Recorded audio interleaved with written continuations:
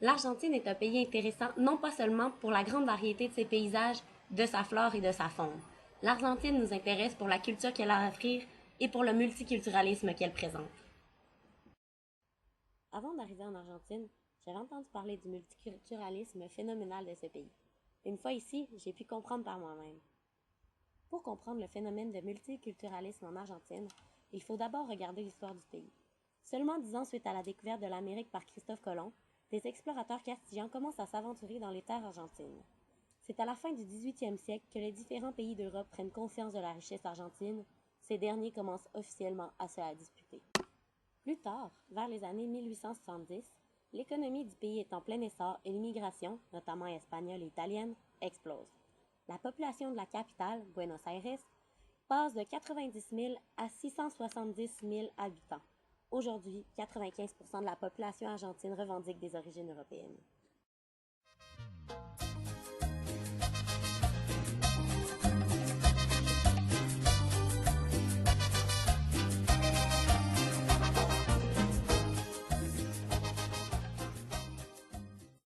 En Argentine, les différentes origines ethniques sont facilement visibles.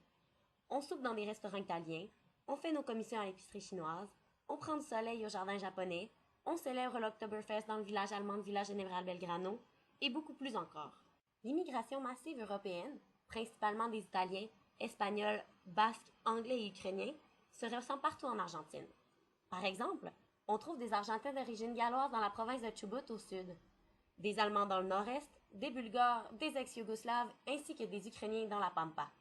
L'Argentine compte également une grande population juive d'environ 300 000 personnes. Peu nombreux, les immigrants du Proche-Orient jouent un rôle non négligeable dans la vie politique de l'Argentine. Prenons l'exemple de Carlos Menem, d'ascendance syrienne et président de 1989 à 1999.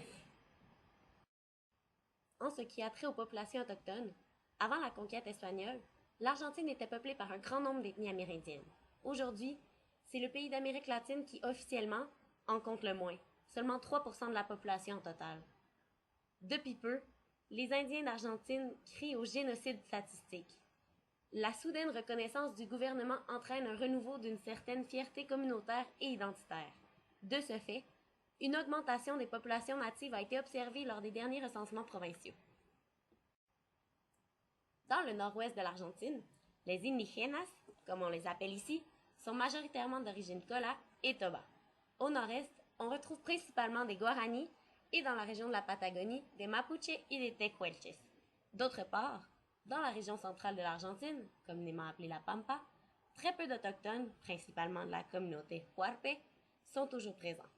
Cette région étant située près de l'océan Atlantique, elle a accueilli tous les immigrants européens et du coup, les Amérindiens ont beaucoup souffert de leur maladie jusqu'à leur inconnue. Également, par son fameux génocide de la conquête du désert, aussi appelé Conquista del Desierto en espagnol, le président Julio Argentino Roca a massacré injustement plus de 3200 autochtones.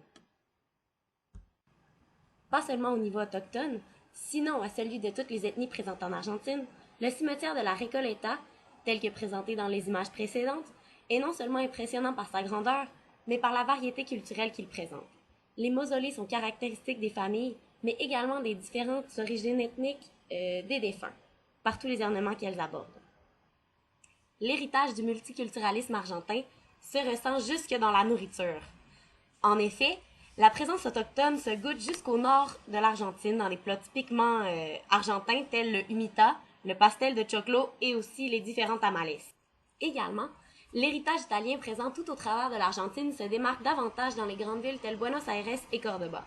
Là-bas, on peut déguster toutes sortes de pizzas et pâtes, passant des traditionnels spaghettis aux plus originaux comme les gnocchis.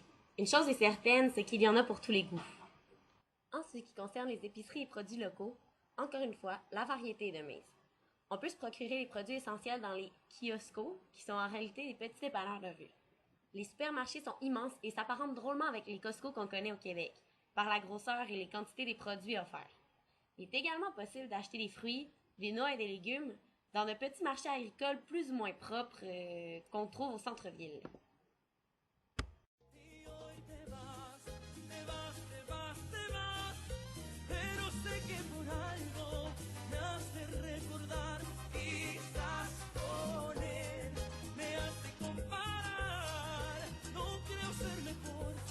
si je retiens une chose de mon voyage, c'est qu'une culture, ça se développe par les origines de sa population. Le visible mélange ethnique de l'Argentine n'a pu que développer la richesse d'un peuple unique. Argentine, je t'aime!